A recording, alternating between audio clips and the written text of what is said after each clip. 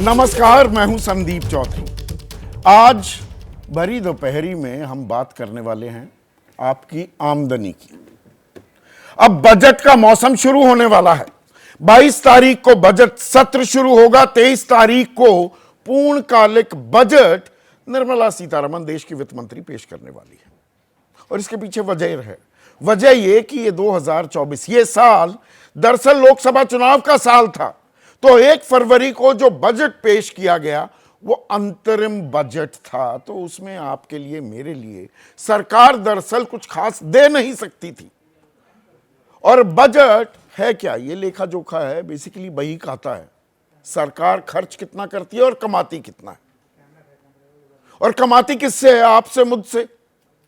Taxes के जरिए, वो प्रत्यक्ष हों या अप्रत्यक्ष, डायरेक्ट टैक्सेस या इनडायरेक्ट टैक्सेस, वो लिए जाते हैं। और जब भी बजट की बात आती है तो आम आदमी और खासकर मिडिल क्लास, और मैं मिडिल क्लास और जो रिच क्लास है उसका मैं ज्यादा जिक्र नहीं कर रहा हूं, मिडिल क्लास मुंह बाए आंखें टकटकाए हुए वो देखती है कि बजट में क्या मिलेगा, कुछ बचेगा जेब में कि नहीं, या कान थोड़ा सा घुमाकर भी पकड़ लिया जाता है। पहली नजर में लगता है अरे बल्ले बल्ले हो गई, सरकार ने कुछ दे दिया। शाम होते होते पता लगता है मिला कुछ नहीं। खामखा ही दिल में लड्डू फूटे थे।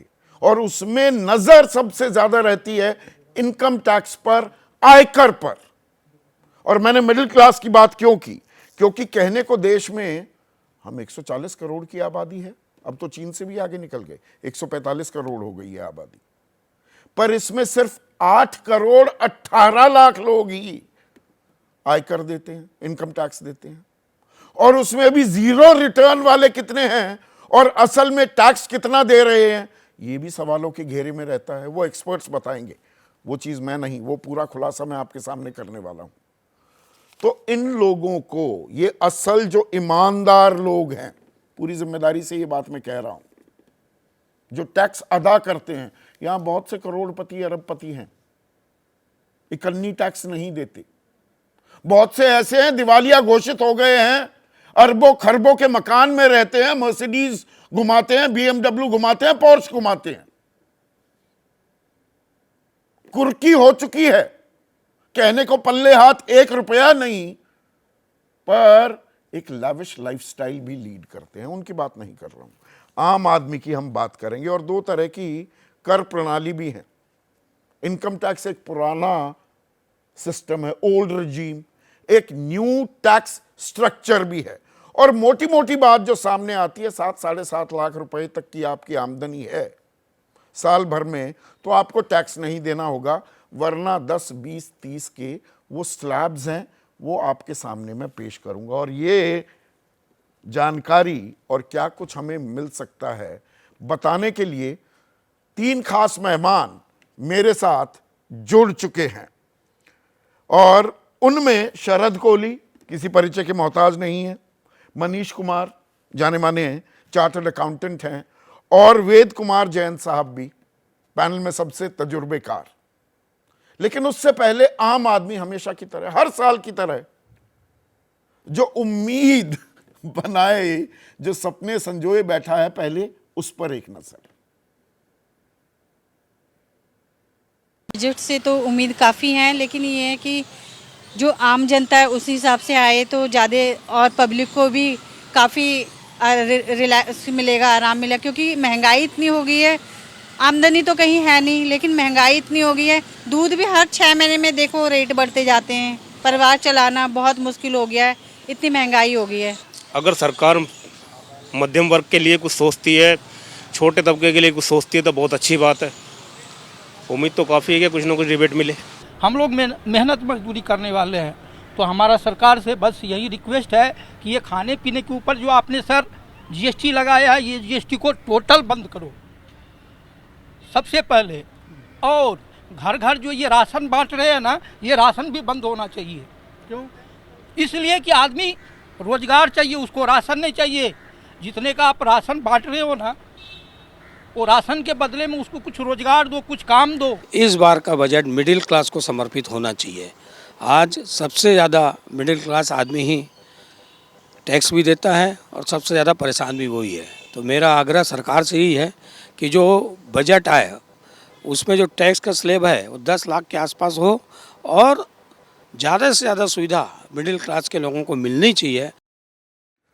तो दिल्ली वासी हो, मुंबई वासी हो, रायपुर वासी हो, और जो ये बातें कह रहे हैं ना कि भाई खर्च करने की क्षमता आम आदमी की बढ़े, उसकी जेब में कुछ पैसे आए, उसमें करों में कुछ रिलीफ देनी होगी क्या, सिर्फ राशन देने से काम चल जाएगा क्या, ये जो आम आदमी की कॉमन सेंस होती है ना, यही बात दरअसल हाई फ्लोन लैंग्वेज में काला सूट गुलाबी अखबार वाले और ये जो बड़े बड़े अर्थशास्त्री हैं बंद कमरों में यही चर्चा चल रही है आज की तारीख में, शरद, की आम आदमी की जेब में पैसा कैसे बढ़ाया जाए। जब तक आम आदमी खर्च नहीं करेगा, ये अर्थव्यवस्था जो हम 5वीं सबसे बड़ी बन चुके हैं और विकास दर सबसे तेजी से बढ़ रही है, ज्यादा दिन नहीं चल पाएगी। यही चर्चा का विषय है, गलत तो नहीं कह रहा हूं मैं? बिल्कुल बिल्कुल चर्चा का विषय। और संदीप, जिस मिडिल क्लास की आपने बात करी, मुझे वो 4 जात याद आती हैं, GYAN, गरीब, युवा, अन्नदाता, नारी।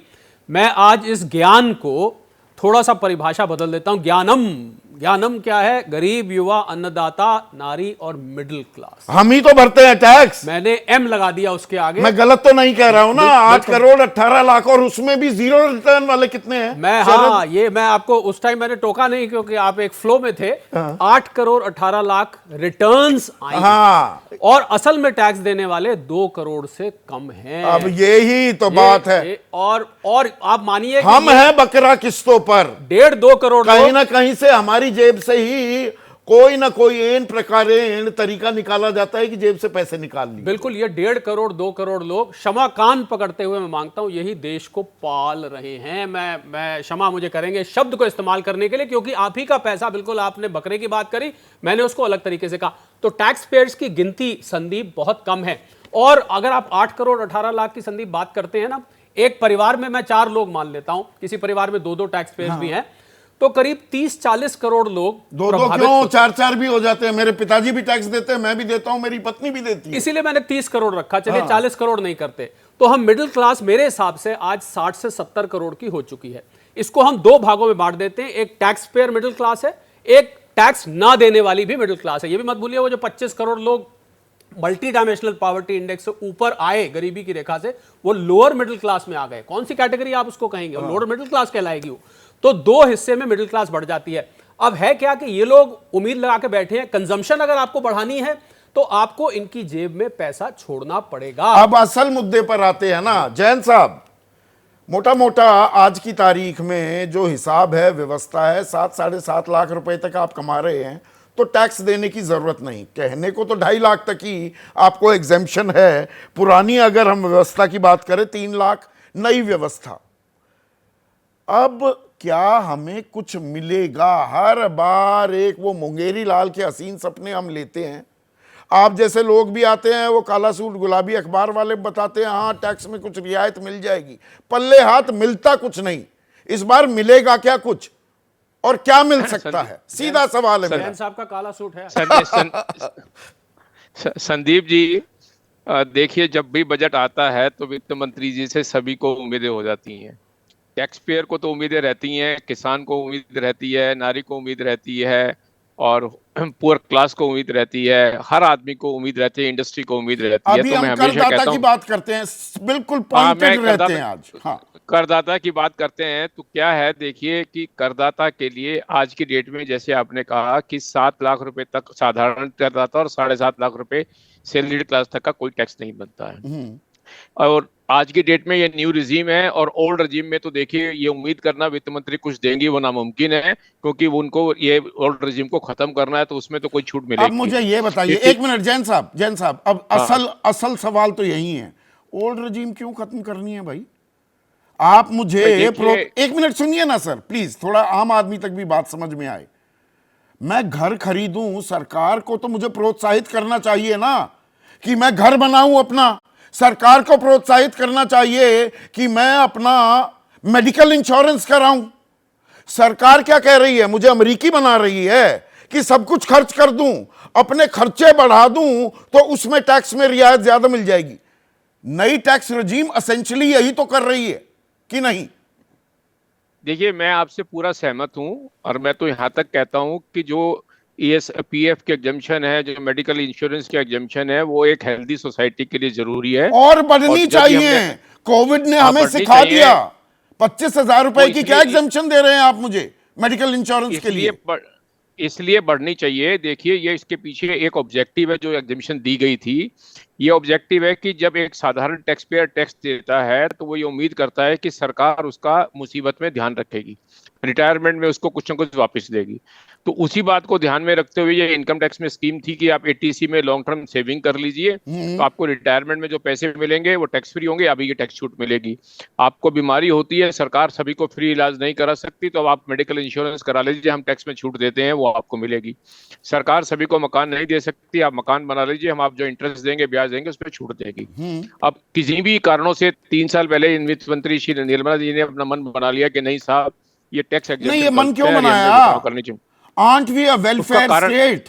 सरकार की जिम्मेदारी भी है, जवाबदेही भी है। हमें सुरक्षा कवच देने की जिम्मेदारी है सरकार की, या सारे कवच हटाने की जिम्मेदारी है?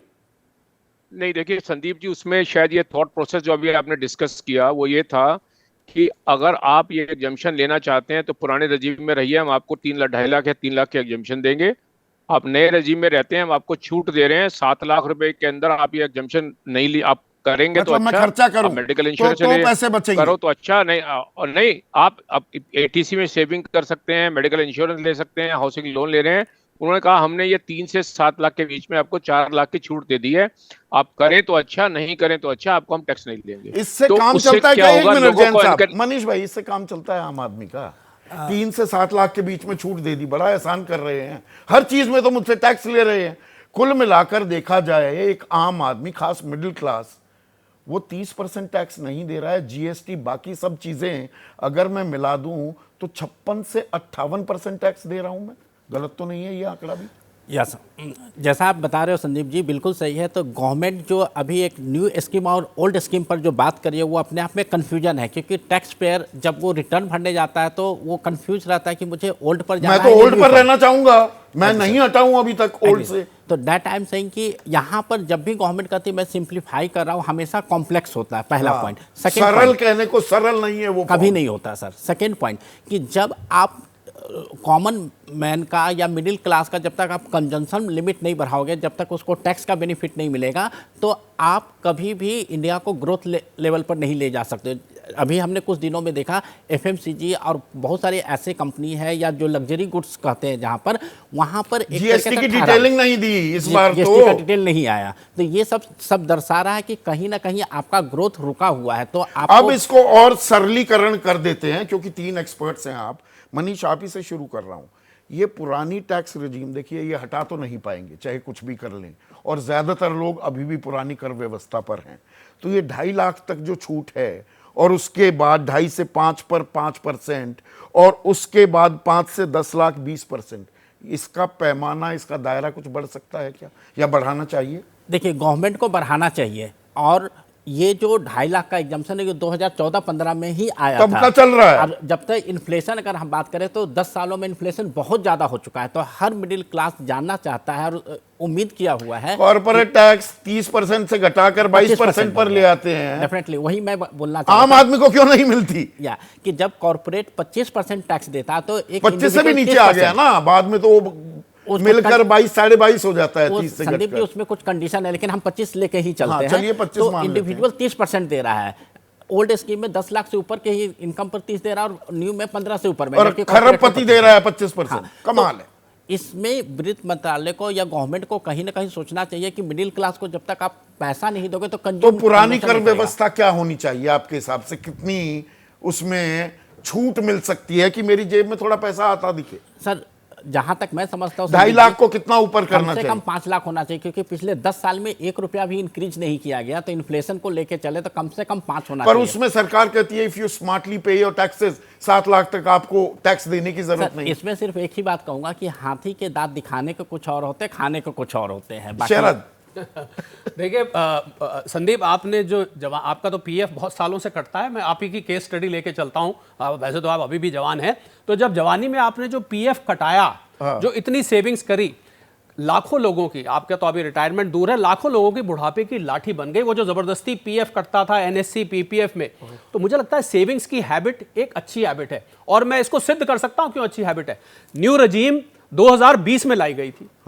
आज तक मात्र 25% लोग न्यू रजीम को ऑप्ट यही तो है कहानी। तो क्यों नहीं 75% लोगों ने ऑप्ट किया? हाँ। क्योंकि उन्होंने 15 साल की किसी ने इंश्योरेंस ली हुई थी, किसी ने हाउसिंग लोन 20 साल का लिया हुआ था, हाँ। पीपीएफ अकाउंट 15 साल तो का। मुझे 2.5 लाख की छूट देते हो प्रिंसिपल और इंटरेस्ट मिलाकर होम लोन पर मैं उसे कंटिन्यू रखना चाहूंगा ना। बिल्कुल बिल्कुल। और मुझे लगता है कि ओल्ड रजीम वालों को अब यह महसूस हो रहा है, मिडिल क्लास की मैं बात कर रहा हूं, कि हमारे साथ सौतेला व्यवहार किया जा रहा है। और ये तब जबकि कोविड ने हमें सिखाया है, हमें नहीं पूरी दुनिया को सिखाया है, खास भारत की अगर हम बात करें, सेविंग टू जीडीपी रेशो, बिल्कुल, वो 32% से घटकर 8% पर आ गई, सिंगल डिजिट पर। हम अपनी जमा जोखू खर्च कर रहे हैं। मैं संदीप हजारों ऐसे रिटायर्ड लोगों को जानता हूं जिनकी बुढ़ापे की लाठी आज वो सेविंग्स हैं उनका। तो वो सरकार की जिम्मेदारी नहीं है कि हमें बचत के लिए प्रोत्साहित करे? बिल्कुल करना चाहिए। इसीलिए ओल्ड रजीम को न्यू रजीम के साथ कंधे से कंधा मिला के चलना चाहिए। ओल्ड रजीम के प्रोविजंस को ठंडे और बस्ते में ओल्ड नहीं डालना रजीम को चाहिए। अट्रैक्टिव भी तो बनाना पड़ेगा। मेरा यही मतलब, उसको आकर्षक। अगर आप न्यू रजीम को बनाओगे तो गाहे बगाहे, जो जैन साहब भी इशारा कर रहे थे, हमें न्यू स्कीम पर जाना पड़ेगा। संदीप, एटीसी आप तो जानते हैं 1.5 लाख रुपए तक का मिलता है। कितने साल उसको 1.5 लाख पे रुके हुए हो गए, ऐसा लगता है कि फ्रिज में जाके जम गई है। और इतनी भीड़ भाड़ है उस सेक्शन में, आपकी सारी सेविंग्स। मैं सरकार का ही तर्क लूं जैन साहब, अगर सरकार ये कहती है कि प्रति व्यक्ति आय, चलिए हम सबसे 5वीं सबसे बड़ी अर्थव्यवस्था तो है, 142वें नंबर पर हैं प्रति व्यक्ति आय के मामले में, पर वो भी 78,000 से बढ़कर 1,72,000 रुपए हो गई। तो आम आदमी की अगर आय बढ़ रही है तो भैया छूट भी तो बढ़ा दो। ये तो कॉमन सेंस की बात हुई। संदीप जी, आप बिल्कुल ठीक है। देखिए, इसमें कोई दो राय नहीं है कि पुराना रजीम एक अच्छा रजीम है जो सोशल सिक्योरिटी क्रिएट करता है। जो सरकार सिक्योरिटी नहीं दे सकती, सोशल सिक्योरिटी एक टैक्स पेयर को, पुराने रजीम में एक सेल्फ क्रिएटेड सोशल सिक्योरिटी है। और कोहली साहब ने भी बिल्कुल ठीक कहा कि ये बुढ़ापे की एक लाठी है जिसकी सेविंग्स हो जाती है, होती है। अब अगर आज की डेट में अगर मैं महंगाई के इंडेक्स को देखूं, पिछले 10 सालों से अगर इंक्रीज नहीं की है, तो ये 2.5 लाख वाली थ्रेशोल्ड, जैसे अभी ठीक मनीष ने कहा, 5 लाख होनी चाहिए। और ये जितनी एग्जम्पशन है, ये 1.5 लाख से 2.5 लाख पे जानी चाहिए एटीसी वाली। हो पाएगा वाली कोविड ने बता दिया, होना तो चाहिए, होगा भी। वो सुबह आएगी कभी, फिर थोड़ा दिल में लड्डू तो वैसे ही बस खाम खा के फूटते रहेंगे। जैन साहब, देखिए, मैं ये कह रहा हूँ, ये लड्डू नहीं फूटेंगे, ना फूटने वाले हैं, क्योंकि मेरी ऐसी उम्मीद है। देखिए, वास्तविकता को पहचानना पड़ेगा। जिस वित्त मंत्री ने नए रजीम को लॉन्च किया, वो नहीं चाहेंगे कि वो पुराने रजीम को किसी भी तरह से प्रमोट करें, और वो नए रजीम की तरफ ही जाएंगी। तो नए रजीम में ही छूट कितनी मिल जाएगी? 3 से 6 लाख। वो मैं बता रहा हूँ, अभी भी 5% है। हाँ, प्लीज बताइए। वो मैं बता रहा हूँ। देखिए, 3 से 6 तक आज की डेट में 5% है, 6 से 9 में 10%, और उसके बाद वो 15 और 20। हाँ। तो मेरी 2 उम्मीदें हैं इसमें। एक तो जो थ्रेशोल्ड 7 लाख की रखी है, ये बढ़ के हो सकता है 8 या 9 लाख पे पहुंच जाए, और स्टैंडर्ड डिडक्शन को 50,000 की बढ़ाकर 1 लाख कर दिया जाए। अभी 15 लाख से ऊपर की इनकम फिर रोक रहा हूं, माफी से रोक रहा हूं जैन साहब। नहीं, सरकार का ही पैमाना 10% आरक्षण दे रही है ना सरकार इकोनॉमिकली वीकर सेक्शन को। उसका पैमाना क्या है? 8 लाख रुपए की आमदनी, वरना आप गरीब माने जाएंगे। यही है ना इसका सीधा सीधा मतलब। 8 लाख कमाने वाला गरीब है, पर 7 लाख के बाद टैक्स लगाने लग जाओगे। लगाने तो 3 लाख के बाद ही लग जाते हैं। अब ये क्या है? ठीक है, गरीब को भी नहीं छोड़ोगे। ये बड़ा गलत है। और मैं कह रहा हूं कि 7 के बाद जो स्लैब है वो सिर्फ 3 से शुरू हो जाता है। ये भी बड़ी मुश्किल काम है। ये नहीं है कि 7 लाख की उसको एग्जम्पशन मिलती है। तो गरीब डायरेक्ट टैक्स भी देगा, इनडायरेक्ट भी देगा। जीएसटी का पुट 1 रुपए जीएसटी टैक्स में अगर सरकार कमाती है, 64 पैसा तो गरीब दे रहा है। ये बिल्कुल ठीक है। कंजम्पशन गरीब के हाथ में है और उसी का पैसा है, क्योंकि वो 90% कंजम्पशन करता है, डेली नेसेसिटी पे खर्चा करता है, तो उसी के ऊपर जीएसटी 5%, 12%, तो मतलब गरीब पर सबसे ज्यादा मार टैक्स की। क्योंकि देश की जनता का बहुत बड़ा हिस्सा वो है और कंजम्पशन उन्हीं से आ रही है। और देश की आर्थिक व्यवस्था आज की डेट में अगर आती है तो अगर जो कंजम्पशन पावर है वो वहीं से आती है। क्योंकि अगर आप जो टैक्स पेयर को रिच समझते हैं, जैसे अभी कोहली साहब ने कहा 8 करोड़ में से 2 करोड़ टैक्स पेयर दे रहे हैं, तो अब आप 140 करोड़ की देश की जनता में 2 करोड़ टैक्स पेयर जीएसटी कितना देंगे? वो कि खाना तो उतना उन्होंने ही है जितना बाकी 34 कॉर्पोरेट करोड़ को लोगों ने आप खाना है। 30% से घटाकर 25% कर देते हैं टैक्स। बल्कि क्या देश में जब खरबपतियों की संख्या 102 से बढ़कर 188, 90 लास्ट जो फिगर आई, आप सुपर रिच पर टैक्स क्यों नहीं लगाते? करोड़ से ऊपर जो कमा रहा है उस पर लगाइए सुपर रिच टैक्स। वहां छूट बड़ी जल्दी देती है सरकार। संदीप जी, ऐसा नहीं है, मैं इसको क्लैरिफाई कर दूं। देखिए, आज की डेट में जो 2 करोड़ से ऊपर है उसके ऊपर भी एक 25% का सरचार्ज है, 5 करोड़ से ऊपर 37% का सरचार्ज है। और कॉर्पोरेट के बारे में जो कहा जाता है कि 25% का टैक्स रेट है, वो एक फर्स्ट स्लैब है। उसके बाद अगर कॉर्पोरेट से पैसा किसी भी इंडिविजुअल को जाएगा, उसको फिर दोबारा से टैक्स देना पड़ेगा जो स्लैब के अंदर। तो कॉर्पोरेट का जो 25% का टैक्स, वो सिंगल टैक्स नहीं है, वो डबल टैक्स तो के अंदर मतलब आता है। जो ये कंपनी एक सोशल मीडिया पर ये भी चलता है ना, सरकार अरबपतियों पर रहमदिल हो जाती है, ऐसा नहीं है मनीष। या इसके अंदर भी कॉम्प्लिकेशंस बहुत हैं, और जिसके पास आप जैसे अच्छे सीए हैं तो रास्ते आप निकाल सकते हैं। मेरे जैसा आदमी कहाँ सीए रखेगा? हम तो अपने सरल को थोड़ा सरल बनाने के चक्कर में ही अपना सर खपा देते हैं, और जो सामने आ जाता है उतना भर देते हैं टैक्स। तो यहाँ पर संदीप जी सबसे पहला चीज़ है कि अगर आप सैलरी क्लास हो, ठीक है, तो आपके पास ऑप्शन ही नहीं है, चाहे आप ओल्ड में रहते हैं या न्यू में रहते हैं, ठीक है। कुछ जैसे वो तो कट के ही आएगी। ओल्ड में भी आपको 1.5 लाख का डिडक्शन है, हाउसिंग लोन का 2 लाख का है। और आज के डेट पर हाउसिंग लोन 2 लाख कुछ भी नहीं होता इंटरेस्ट में, क्योंकि 2 करोड़ 4 करोड़ 5 करोड़ का घर होता है, ठीक है सब। तो यहाँ पर गवर्नमेंट को जो स्टैंडर्ड डिडक्शन एक 50,000 दिया जा रहा है, उसको डेफिनेटली इंक्रीज होना चाहिए, क्योंकि ये 18-19 में आया था। मैं तो कह रहा हूं, आप 2-3 करोड़ को छोड़िए, 50 लाख का भी आपने मकान लिया, हाँ जी सर, बहुत ही साधारण सा एक अमाउंट बता रहा हूं, 50 लाख की ईएमआई ही 50,000 रुपए महीना बनती है, तो वो 6 लाख हो गया। आप दे रहे हैं मुझे क्या छूट? कितने पर देते हैं?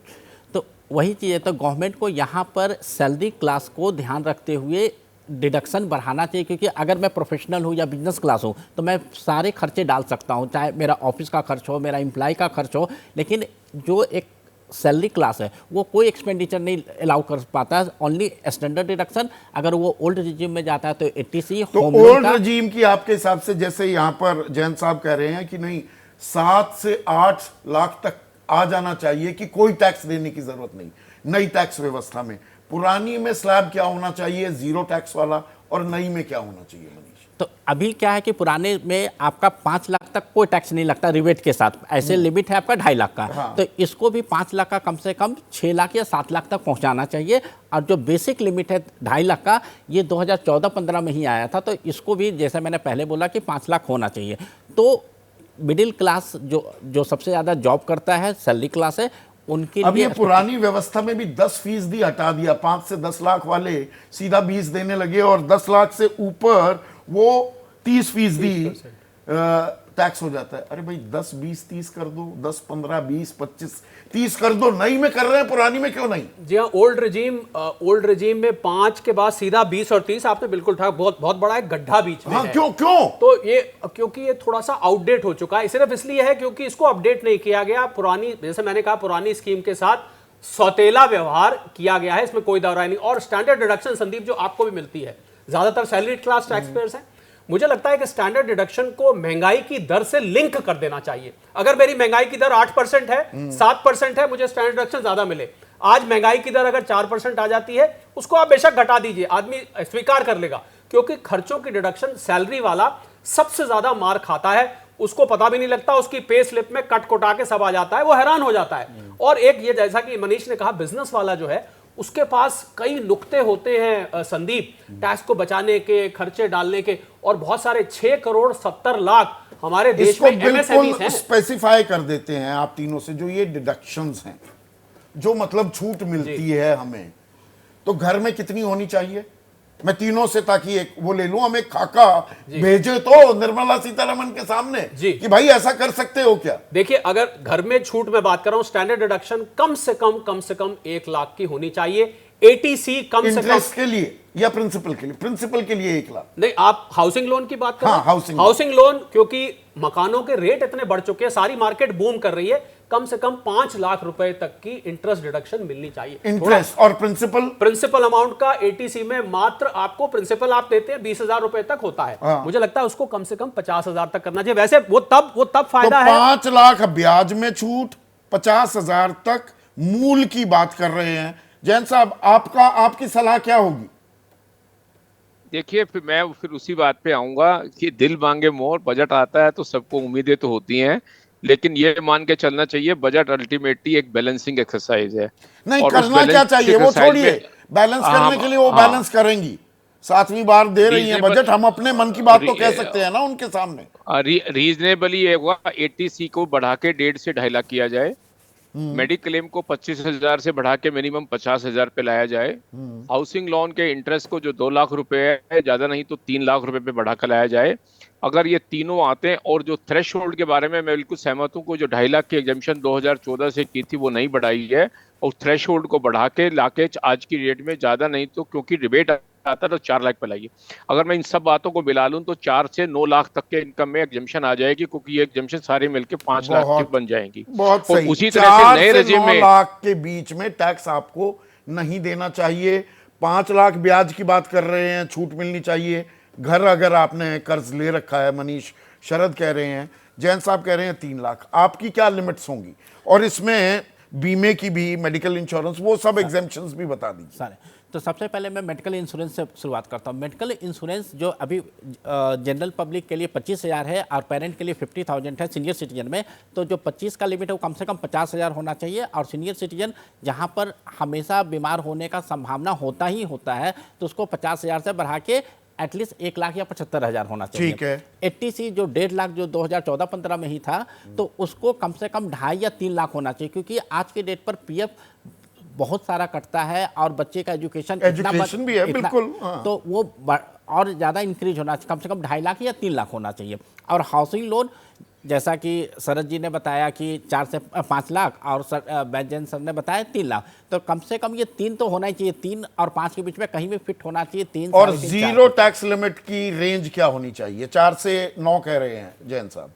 तो ये मतलब जो बेसिक लिमिट है 2.5 लाख का, उसको कम से कम 3.5 या 4 लाख बेसिक लिमिट होना चाहिए। और जो रिबेट वगैरह जो मिलाते हुए करना चाहिए, कम से कम ओल्ड स्कीम में 7 लाख होना चाहिए और न्यू स्कीम में 9 लाख के आसपास होना चाहिए। शरद, संदीप, जो हलवा आपकी स्क्रीन पे दिख रहा है ना बढ़ता हुआ, टैक्स पेयर तक तो ये पहुंच नहीं सकता। एक ही तरीके से हलवा पहुंच सकता है कि आप बेसिक एग्जामिशन लिमिट को बढ़ा दें। और मैं एक बात बता दूं, सरकार की दलील ये रहती है कि टैक्स पेयर्स पहले ही कम है और कम हो जाएंगे, लोग बाहर हो जाएंगे ना। जब जिन देशों में टैक्स की दर घटाई गई, वहां पर टैक्स पेयर्स भी बढ़े और टैक्स कलेक्शन भी कर बढ़ी है। घटेंगे तो बेस ब्रॉडन होगा, बिल्कुल बढ़ेगा। तो मुझे लगता है कि सरकार को बिल्कुल हिचकिचाना नहीं चाहिए, इसको 2.5 लाख और पुरानी रिजीम के साथ मैं फिर दोहराना चाहूंगा, सौतेला व्यवहार नहीं करना चाहिए, क्योंकि आज भी 75% लोग उससे जुड़े हुए हैं। अगर आप नई स्कीम को चलाना चाहते हैं तो उसको लुभावना बनाना ही पड़ेगा, तभी वो कामयाब रहेगी। संदीप, तो यहां पर 4 से 9 लाख की जो रेंज है उसमें टैक्स नहीं होना चाहिए। एटीसी में जो स्टैंडर्ड डिडक्शन है 1.5 लाख रुपए की, उसको 2.5 से 3 लाख करना चाहिए। जो हम ब्याज देते हैं, अगर हमने होम लोन ले रखा है, उसे भी 4 से 5 लाख तक बढ़ा देना चाहिए, 2 लाख रुपए ही है। और जो मूल है 20,000 की जगह उसे 50, मेडिकल इंश्योरेंस जो आप लेते हैं 25 की जगह उसे 50, और माँ बाप जो बुजुर्ग हैं 50 की जगह 1 लाख करनी चाहिए। ये खाका है निर्मला सीतारमन जी, थोड़ा आम आदमी की भी सुनिए और मिडिल क्लास की भी सुनिए, बलि का बकरा ही ना बनाइए, थोड़ा सा हमें प्रोत्साहित भी कीजिए। खाका भेजते रहेंगे। आज इतना ही। इस वक्त की बड़ी खबर आपको बताते हैं। विधानसभा चुनाव को लेकर आम आदमी पार्टी ने थीम सॉन्ग लॉन्च किया है। बदलेंगे हरियाणा का हाल, अब लाएंगे केजरीवाल, यही थीम सॉन्ग जो आम आदमी पार्टी की तरफ से लॉन्च किया गया है। पार्टी ने विधानसभा चुनाव के लिए बड़े कैंपेन की घोषणा के साथ 1 महीने के लिए चुनावी प्रचार का रोड मैप सामने रख दिया है। आम आदमी पार्टी के वरिष्ठ नेता, पंजाब के मुख्यमंत्री भगवंत मान, सांसद संजय सिंह सहित कई नेता मौजूद रहे और इसी मौजूदगी में ये कैंपेन सॉन्ग आम आदमी पार्टी की तरफ से हरियाणा विधानसभा चुनाव के लिए जो लॉन्च किया गया। हरियाणा में इलेक्शन आ रही है तो आम आदमी पार्टी पूरी ताकत से हरियाणा की इलेक्शन लड़ेगी, विधानसभा की, क्योंकि दिल्ली में हमारी सरकार है, पंजाब में हमारी सरकार है। आधा हरियाणा पंजाब से टच करता है, आधा हरियाणा दिल्ली से टच करता है। तो हरियाणा के लोग, जब भी हम इससे पहले भी रोहतक गए, टोहाना गए, जींद गए, सोनीपत गए, तो लोगों ने हमसे ये आग्रह किया कि आप हरियाणा में क्यों नहीं आते। हम हरियाणा में भी बदलाव चाहते हैं, क्योंकि हरियाणा ने हर एक पार्टी को टाइम दे दिया, हर एक पार्टी को, not only BJP and Congress, local party, क्षेत्रीय पार्टियों को भी टाइम दिया, लेकिन किसी ने भी हरियाणा के लोगों के साथ वफा नहीं की। जो भी आया उसने लूटा। तो हरियाणा के लोग जो हैं वो बदलाव चाहते हैं। और सबसे बड़ी बात यह है कि केजरीवाल साहब हरियाणा से बिलोंग करते हैं, तो उनको ये भी अपने आप में मान महसूस होता है कि हमारा बंदा दिल्ली जाके और पूरे देश की राजनीति को बदल दिया। तो इस हरियाणा के इस लॉन्चिंग का आज पहला दिन है। आपके पीछे भी लिखा हुआ है, बदलेंगे हरियाणा का हाल, अब लाएंगे केजरीवाल। तो पूरी ताकत से हमने चुनाव लड़ना है। और सबसे बड़ी बात यह है कि कल्चर मिलता है, पंजाब का, दिल्ली का, हरियाणा से कल्चर मिलता है। तो कुछ लोगों को दिल्ली के काम पता है और कुछ लोगों को पंजाब के काम पता है, क्योंकि ये टोहाना, जाखल, ये पूरा हरियाणा डब्बली तक वो हमारे पंजाब से टच करता है, रतिया, फतेहाबाद, कैथल, तो ये पूरा पंजाब ही है, रिश्तेदारियां भी हैं, है ना। तो कमर कस के आम आदमी पार्टी ने तैयारी कर ली है हरियाणा विधानसभा चुनाव में उतरने की। और इस बीच अगली बड़ी खबर, बीजेपी का राहुल गांधी पर बड़ा आरोप। ट्रंप पर हुए हमले के बहाने राहुल गांधी पर बीजेपी निशाना साध रही है। प्रधानमंत्री के खिलाफ उकसाने वाली भाषा का इस्तेमाल कर रहे हैं राहुल गांधी। प्रधानमंत्री मोदी के लिए अपमानजनक तरीके से हिंसात्मक बातें बोलते रहते हैं राहुल गांधी। जैसे ट्रंप पर हमला हुआ, वैसी हिंसा के लिए राजनीतिक भाषा राहुल गांधी की उकसाती है।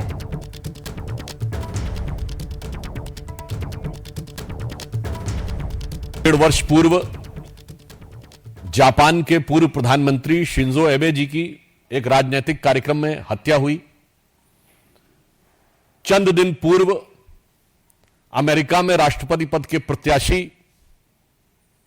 डोनाल्ड ट्रंप के ऊपर हत्या का अटेम्प्ट हुआ, जिसमें वो बाल बाल बचे। दुखद परंतु चिंताजनक बात यह है कि प्रधानमंत्री श्री नरेंद्र मोदी जी के विरुद्ध, और मैं साफ शब्दों में कहूंगा, हिंसा के लिए उकसाने वाली भाषा निरंतर प्रयोग की जा रही है। कांग्रेस के नेता प्रतिपक्ष राहुल गांधी जी ने चुनाव प्रचार के दौरान पिछले वर्ष कई बार अपमानजनक शैली में मोदी जी के लिए मारना, डंडे मारना इत्यादि शब्दों का प्रयोग किया। यहां तक उन्होंने बोला कि अगर काफिले पे कुछ फेंका गया तो कुछ और फेंका जा सकता है, यानी फेंका जाना डर के समाप्त होने का प्रतीक है। इसका मतलब कि किसी भी नेता के काफिले के ऊपर कुछ भी होना चाहिए। और इससे पहले बीजेपी के नेता रविशंकर प्रसाद ने उत्तर प्रदेश के पूर्व डीजीपी विक्रम सिंह के एक अखबार में लिखे लेख का हवाला दिया।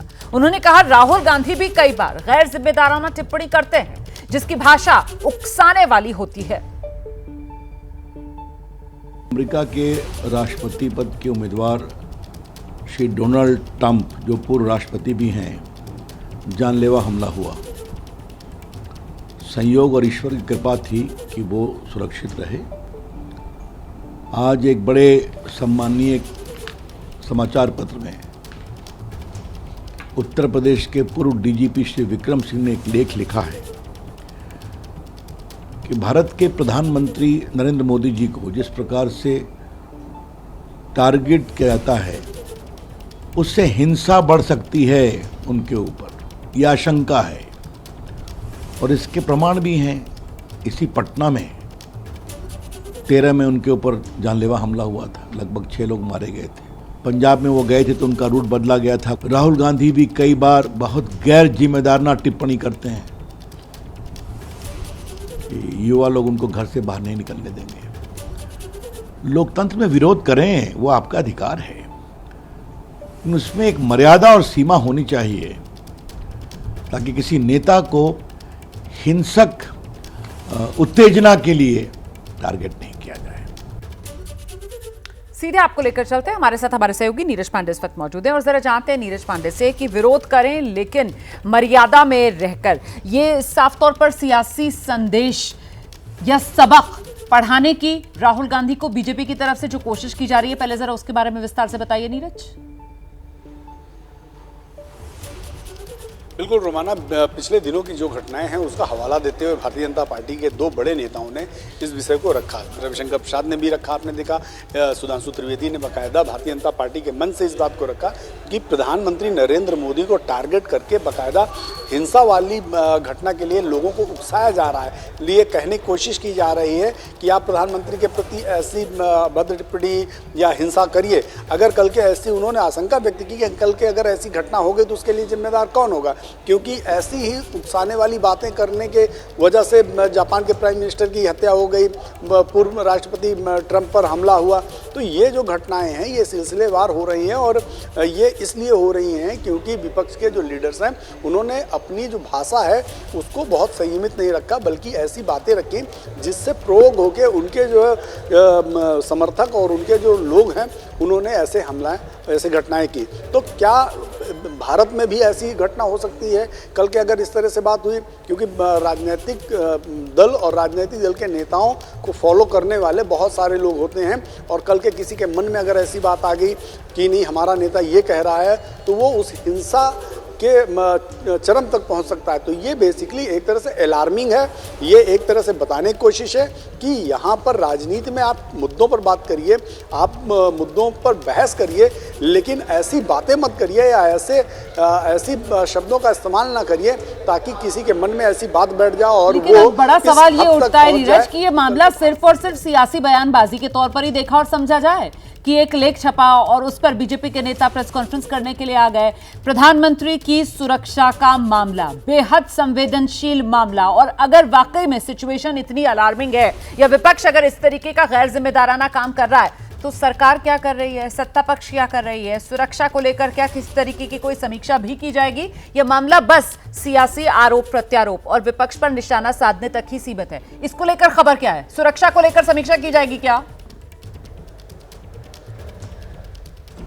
देखिए, इसमें कोई शक नहीं है कि प्रधानमंत्री की सुरक्षा के लिए एक अलग से संस्था है एसपीजी ही उनकी सुरक्षा को ध्यान में रखती है और समय समय पर एसपीजी सुरक्षा को लेकर रिव्यू करती रहती है, किससे मिलना है, किससे नहीं मिलना है, कौन पीएम के लिए थ्रेट हो सकता है, कैसे सिचुएशन, इन सब को लेकर समय समय पे वो रिव्यू करते रहते हैं। ये एक इंटरनल प्रोसेस है। एसपीजी कभी इसके बारे में अलग से किसी से बात नहीं करती और ना ही एसपीजी इसके बारे में अलग से कोई चर्चा करती है, लेकिन मेरी जो जानकारी है एसपीजी समय समय में प्रधानमंत्री की सुरक्षा का रिव्यू करती रहती है। हाँ, बहुत सारी परिस्थितियाँ ऐसी होती हैं जिसमें आईबी और रा के इनपुट भी आते हैं और उनको भी बहुत ध्यान में रखा जाता है, वो सिचुएशन अलग होती है। लेकिन एक ये कॉमन बात है, प्रधानमंत्री की सुरक्षा एक बहुत ही अहम मसला है और एसपीजी के लिए भी बहुत अहम मसला है। इसलिए जब नेता देश का नरेंद्र मोदी जैसा हो, जो आम जनता के बीच में घुस जाते हैं, आम जनता से मिलने लग जाते हैं, कहीं भी पहुंच जाते हैं, किसी से भी इंटरेक्ट होने लगते हैं, तो ऐसे में उनकी सुरक्षा अपने आप में एक बहुत बड़ा टास्क है। तो बेसिकली ये जो घटना हुई है, ये जो लेख आया, इस लेख में भी ये बताने की कोशिश की गई है, ये दिखाने की कोशिश की गई है, समझाने की कोशिश की गई है कि अपनी भाषा पर संयम बरते। सुबोधकांत सहाय से लेकर कई नेताओं का उसमें जिक्र किया गया है कि जब जब उनकी ऐसी स्टेटमेंट्स आए हैं, उन स्टेटमेंट्स का असर आम लोगों पे पड़ा है और कहीं ऐसी नौबत भारत में ना आए, इसके लिए पहले से सचेत किया गया। क्योंकि वो उत्तर प्रदेश के डीजीपी रह चुके हैं, सीनियर आईपीएस ऑफिसर हैं, तो एक तरह से उन्होंने भारत की जो सुरक्षा एजेंसियां हैं रोमाना, उनको भी ये चेताने की कोशिश की है, बताने की कोशिश की है कि आप लोग भी दूसरे देशों में जिस तरह घटनाएं हुई उससे सबक लीजिए और सतर्क रहिए। बहुत शुक्रिया आपका नीरज पांडे तमाम जानकारी के लिए। आइए आगे बढ़ते हैं, हम अगली खबर का रुख करने जा रहे हैं। उत्तर प्रदेश में 10 सीटों पर होने वाले उपचुनाव में समाजवादी पार्टी और कांग्रेस मिलकर चुनाव लड़ सकते हैं। सूत्र ये जानकारी दे रहे हैं, उपचुनाव में समाजवादी पार्टी 7 सीटों पर, कांग्रेस 3 सीटों पर चुनाव लड़ सकती है। ये इस वक्त की बड़ी खबर, आपको बता दें।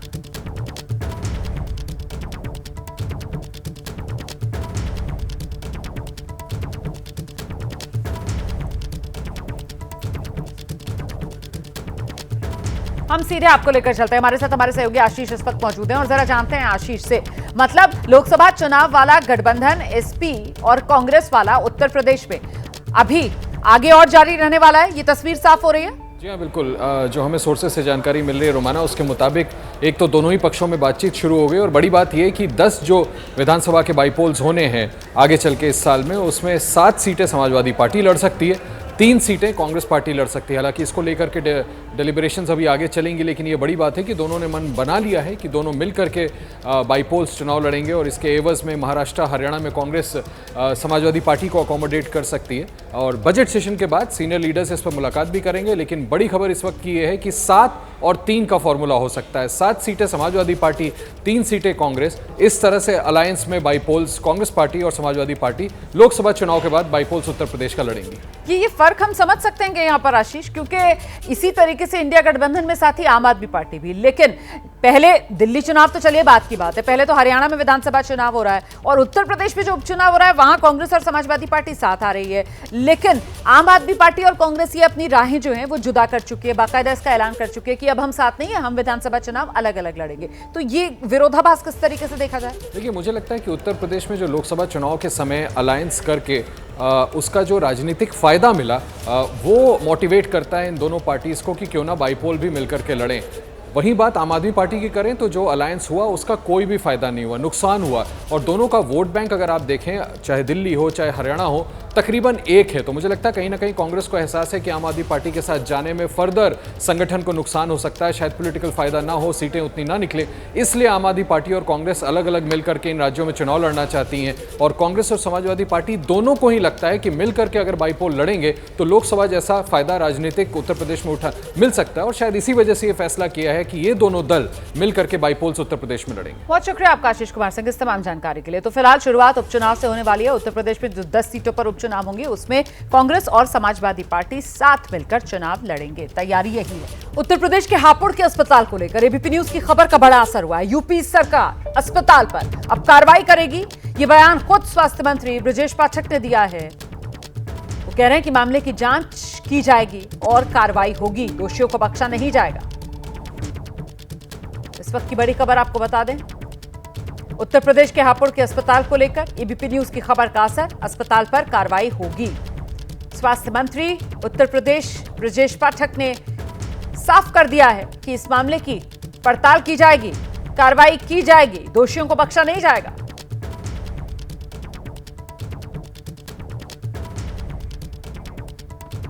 और इस बीच आपको बताते हैं कि जो मरीज के रिश्तेदार हैं उन्होंने भी बाकायदा इस बात की पुष्टि की कि पुलिस के साथ अस्पताल में बदसलूकी हुई।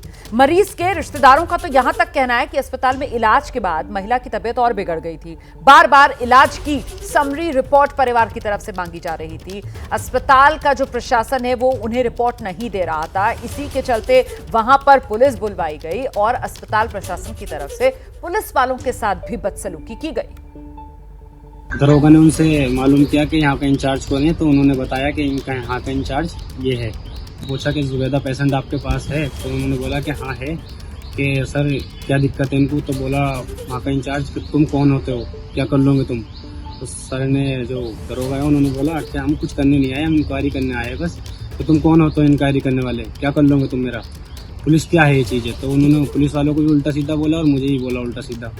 उसके बाद उन्होंने बोला अपने गार्ड होम गार्ड जो होते हैं उनके सिक्योरिटी, तो उन्होंने बोला कि इनको निकालो और पुलिस वालों को कि इनको निकाल के बाहर धक्का दो। 2 बार ये बात बोली, पुलिस वालों को धक्का दिया, फिर मुझे भी बाहर निकाल के फेंक दिया। 25 जून से यहाँ पर ये एडमिट है। अभी हम जो लेकर आए थे, रीज़न ये था कि इनका नीचे का हिस्सा पूरा काम नहीं कर रहा था, तो हम लोगों ने यहाँ पर हड्डी वाले जो डिपार्टमेंट है वहाँ पर दिखाया, लेकिन उन्होंने बोला ये हमारा मामला नहीं है, ये आपको न्यूरो के वो देखेंगे, ये स्पाइन के अंदर जो कुछ है ट्यूमर है। तो इन्होंने उसको कहते हुए हमसे परमिशन लेके ऑपरेट कर दिया। अब जिस दिन से ऑपरेट करा है आज तकरीबन 15 दिन 20-21 दिन हो चुके हैं, अभी तक ब्लडिंग नहीं रुक रही है। और जब ब्लडिंग नहीं रुक रही है तो हमने लास्ट जो फ्राइडे गया है उसमें इनसे केस समरी डिटेल मांगी थी, केस समरी की पूरी। ये मेरा फंडामेंटल राइट है पूरा, केस समरी मांगना हर एक मरीज का, चाहे वो गवर्नमेंट हॉस्पिटल में हो चाहे प्राइवेट में, क्योंकि सेकंड ओपिनियन लेना होता है हमें किसी अदर डॉक्टर से, तो उसे पूरी समरी दी जाती है, तो उसको आसान होता है समझना। ये मना कर रहे थे और ये कह रहे थे आप अपने पेशेंट को डिस्चार्ज करा के ले जाइए, हम जो है इसका मतलब इन्होंने केस बिगाड़ा हुआ है। तो आप सुन रहे हैं, परिजनों की तरफ से आरोप लगाया जा रहा है कि अस्पताल वालों ने केस बिगाड़ा। अस्पताल से जब केस समरी मांगी गई तो फिर अस्पताल वालों ने परिवारजनों के साथ बदसलूकी की।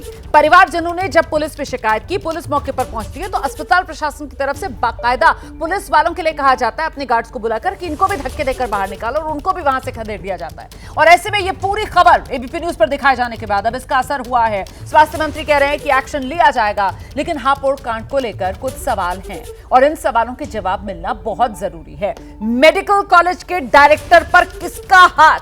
आखिरकार इतनी हिम्मत कैसे आ गई कि पुलिस वालों को धक्के देकर अस्पताल से बाहर निकलवा दिया? एसपी को किसके कहने पर हटाया गया? जी, तबादले कर दिए गए। ये किसके कहने पर हुआ? फरमान सुनाने वाला, वो ऊपर वाला आखिर है कौन? इसका जवाब कौन देगा? सिर्फ डिस्चार्ज विवाद में इतनी फोर्स क्यों भेजी गई? ये वो तमाम सवाल हैं जिनके जवाब का इंतजार है और उसके बाद ये तस्वीर साफ हो पाएगी। इस बीच आपको बता दूं कि ये जो पूरा विवाद हुआ है, अस्पताल रामा अस्पताल के जो मेडिकल सुपरिटेंडेंट हैं डॉक्टर एस अहलूवालिया, इस्तीफा दे दिया है। डॉक्टर अनुपम मारिया अस्पताल के नए मेडिकल सुपरिटेंडेंट बने हैं। एबीपी न्यूज में डॉक्टर मारिया ने माना केस समरी लेना मरीज का अधिकार, क्यों नहीं दी गई उन्हें नहीं पता। अस्पताल परिसर में पुलिसकर्मियों से बहस की बात भी उन्होंने कबूल की है। क्या डॉक्टर साहब आपको ये लगता है कि अगर कोई केस जो है वो इतना कॉम्प्लिकेटेड है तो जो मरीज आपके पास आ रहा है या इन जनरल कोई भी मरीज हो तो उसके पास सेकंड ओपिनियन लेने का, किसी दूसरे डॉक्टर से ओपिनियन लेने का अधिकार होता है कि नहीं होता? उसके पास अधिकार होता है, वो तो पेशेंट पे डिपेंड करता है ना, वो अधिकार वो लेना चाहता है सेकंड ओपिनियन की नहीं। सबसे पहले तो उनको ऑर्थोपेडिक सर्जन ने देखा, वो भी स्पाइन करते हैं, उन्होंने एडवाइस करा कि सर्जरी होनी है। उसके बाद उन्होंने न्यूरो सर्जन को रेफर करा, न्यूरो सर्जन ने देखा है। तो हॉस्पिटल के ही दो भागों में देखा है, ठीक है। आपने ही अपने मुंह से कहा भी ये बात कि हर पेशेंट को ये अधिकार होता है और तीमारदार को कि वो सेकंड ओपिनियन ले सके। पीड़ित पक्ष का तो यही कहना है ना कि हम सेकंड ओपिनियन लेने के लिए हमें केस समरी चाहिए थी, लेकिन वो केस समरी अस्पताल की ओर से नहीं दी जा रही। वो नहीं, ये सर्जरी के बाद में इनको बताया गया कि इनको हायर सेंटर लेकर जाना है क्योंकि ब्लीडिंग रुक नहीं रही, इनकी कोई सेंटर लाइन मिल नहीं रही और इनको आप हायर सेंटर लेकर जाइए। क्या ये आपके संज्ञान में है कि जैसा कि पीड़ित पक्ष से हमने बात करी है, मैंने भी बात की, उनका यही कहना है कि हम शुक्रवार से हम अस्पताल प्रबंधन से हम यही गुहार लगा रहे हैं, विनती कर रहे हैं हाथ जोड़ करके कि हमें केस समरी दे दी जाए ताकि हम किसी दूसरे डॉक्टर से किसी दूसरे अस्पताल में जाकर के एक सेकेंड ओपिनियन ले लें। तो क्या वो इसके हकदार थे कि नहीं? बिल्कुल हकदार थे। फिर आपके अस्पताल की ओर से क्यों नहीं दी गई? मैं उसका नहीं आंसर कर सकता, जो डॉक्टर अहलूवालिया नहीं है। आप कह रहे हैं कि आपने बोला था कि हायर मेडिकल मैनेजमेंट लेकर जाइए, लेकिन आपकी तरफ से जो पेपर सबमिट किया गया है, मेरे पास वो पेपर मौजूद है, उसमें लामा दिया गया यानी लीव अगेंस्ट मेडिकल एडवाइस नहीं जा रहे थे। इनका हम कोई फ्लूइड नहीं दे सकते थे, ब्लड नहीं दे सकते थे, ये ब्लड अरेंज नहीं कर रहे थे। इस वजह से हमने बोला कि आपको डिस्चार्ज अगेंस्ट मेडिकल एडवाइस कर रहे हैं हम, क्योंकि ये कुछ कोऑपरेट ही नहीं कर रहे थे हमारे साथ। कितना बीमार ये अस्पताल है और सवाल बड़ा यही हो जाता है कि आखिरकार इस बीमार अस्पताल का इलाज कौन करे। खबर गुजरात से है, जहां सिस्टम की लापरवाही ने 22 साल की एक लड़की की जान ले ली। निराली काकड़िया लड़की का नाम, करंट लगने से लड़की की मौत हो गई। निराली स्कूटी से जा रही थी, सड़क पर बिजली का तार खुला पड़ा हुआ था और इसी की चपेट में आकर निराली की मौत हो गई। ये घटना 2 दिन पहले की है। सीसीटीवी में कैद तस्वीरें अब सामने आई हैं। ये देखिए, तस्वीर आपके सामने है। स्कूटी से जा रही है निराली, 22 साल की लड़की। बिजली विभाग की लापरवाही, सड़क पर बिजली का तार पड़ा हुआ है, नंगा तार, और उसी की चपेट में आकर निराली को करंट लगता है और निराली की मौत। निराली अपने फार्मेसी जॉब से वापस आ रही थी, तब राजकोट के नानामा रोड पे बहुत पानी भरा हुआ था। तो वहाँ पर ट्रैफिक जाम होने की वजह से निराली स्कूटर पे आ रही थी, तो उसने नीचे पैर रखा तो पैर तुरंत कोई भी केबल पे या तो शॉर्ट सर्किट थी वहाँ पर आ गया, तो उसको तुरंत शॉक लग गया। इतना शॉक लगा कि वहीं पर उनकी डेथ हो गई। 1-1.5 घंटे में रोशनी विभाग के पूरी 4-5 गाड़ी वहाँ जाके रिपेयर कर गई। हम लोग 11:30 बजे वहाँ पर पंचनामा करने के लिए पहुँचे, उससे पहले सब उन्होंने क्लियर कर दिया था। और ये घटना के पीछे पूरा राजकोट म्यूनिसिपल कॉरपोरेशन की रोशनी विभाग की ही जवाबदारी आती है। राजकोट में ये घटना हुई है और वहीं से दिखाते हैं आपको एबीपी न्यूज संवाददाता पराक्रम की रिपोर्ट। गुजरात के राजकोट में कॉरपोरेशन की जो बेदरकारी है वो सामने आई है। अभी 22 साल की जो आशास्पद लड़की है निराली काकड़िया यहाँ से निकलती थी और उसके बाद यहाँ पानी भरा हुआ था और पानी में जो वीज करंट जो शॉक लागने से उसकी मृत्यु हुई है। अभी जो दृश्य है राजकोट के नाना मोवा रोड पर जो महानगर पालिका है उसकी बेदरकारी वो सामने आई है। अभी जो महानगर पालिका ने की जो सीसीटीवी फुटेज है, यहाँ के सीसीटीवी फुटेज में भी दिखा जाता है कि जो लड़की है उसको शॉक लगने से उसकी मृत्यु हुई है। आशास्पद लड़की है, वो जॉब करती थी और जॉब के पूरी करने के बाद अपने घर जाती थी और घर जाने से पहले यहाँ से उसकी जो बाइक से उसमें जो उसकी मृत्यु हुई है और उसके बाद उसके जो परिवार है उसमें जो भारी शोक की लागनी अभी प्रवृत्ति है। जो समग्र घटना हुई है वो राजकोट के नाना मोवा रोड पर हुई है और इस मामले में महानगर पालिका के जो अधिकारी है, जो शासक है, उसको जो भी घटनाक्रम हुआ है उस घटनाक्रम में सभी जो जवाबदार है उसके सामने जो भी तहकीकात है वो तहकीकात होनी चाहिए। अभी आशास्पद लड़की है उसकी मृत्यु हुई है। कैमरा पर्सन शुभ आशियानी के साथ पराक्रम सिंह जडेजा, एबीपी न्यूज, राजकोट।